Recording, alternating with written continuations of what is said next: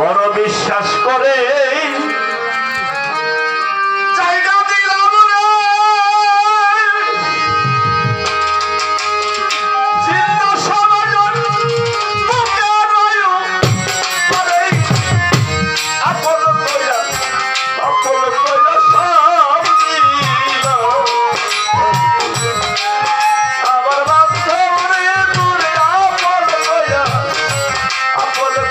সব দিলা আমি তো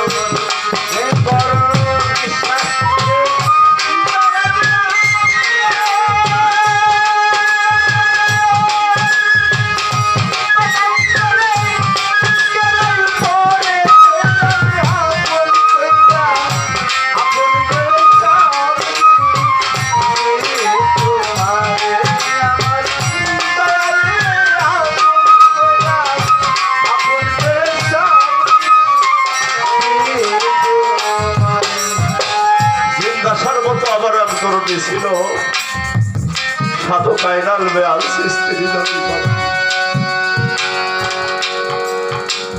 অসুস্থ হয়েছে তার ভিতরে ফোন দিয়ে বলেছে যাও বাবারে অনেকদিন তোমাকে দেখি না আমি তো অসুস্থ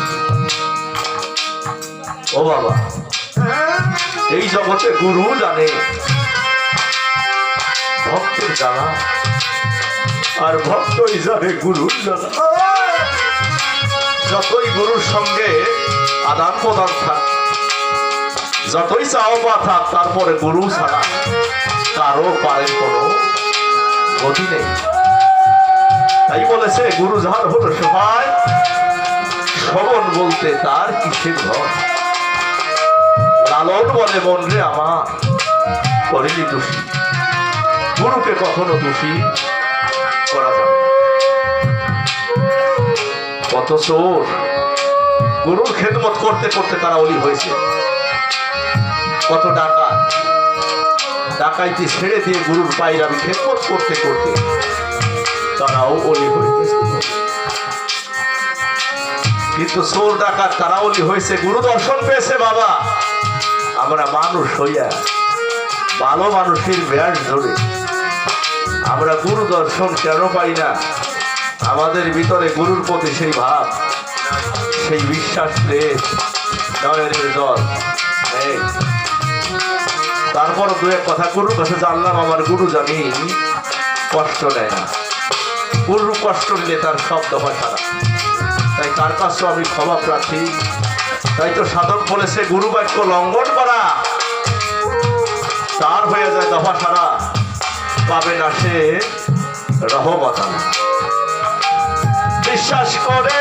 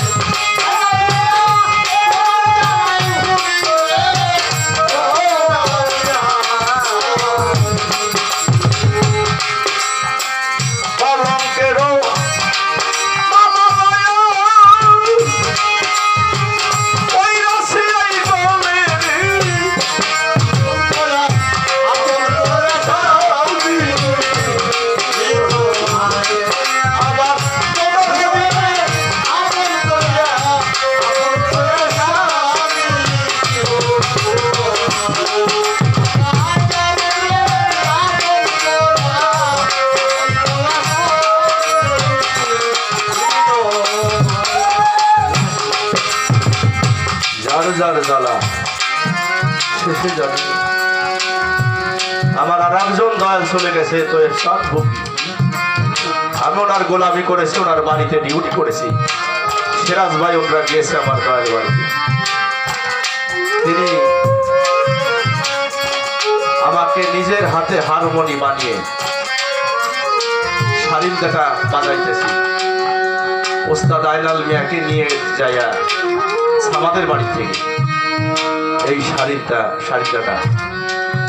কিনে আজকে এই পর্যায়ে আমাকে রেখে ও পার হতে যারা এসেছিল তারা চলে গেল। যে যারা কি হতে যে কি হলো, একে একে সবাই চলে গেল। ভাবি আর পাই না মাথা কুটে। ও পার হতে যারা এসেছিল তারা চলে গেল। এমনি করে হারিয়েছি অনেক তরিকার ভাই ব্রাদার, হারিয়েছি আমার বাবাজি আর সাধক আইনাল মিয়া আল সিস্তিতে গেল। এমন করতে করতে কবে জানি আমিও পৃথিবী ছেড়ে চলে যাই। করলে নাফসি যাই কাতুল মাউত, সবারই এক দিকটা যেতে হবে। বিশ্বাস করে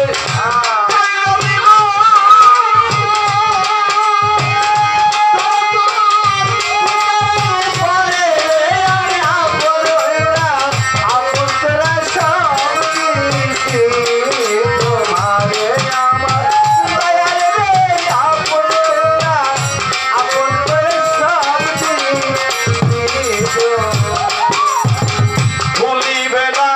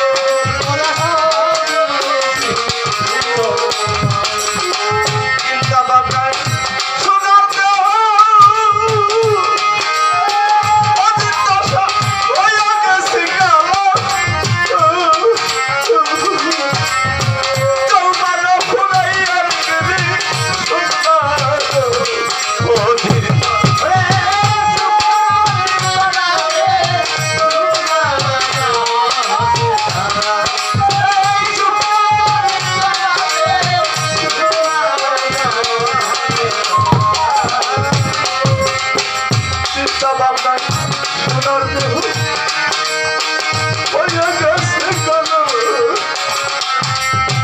তাই বাবা ফুরাইয়ার কাছে সোনার হরিদন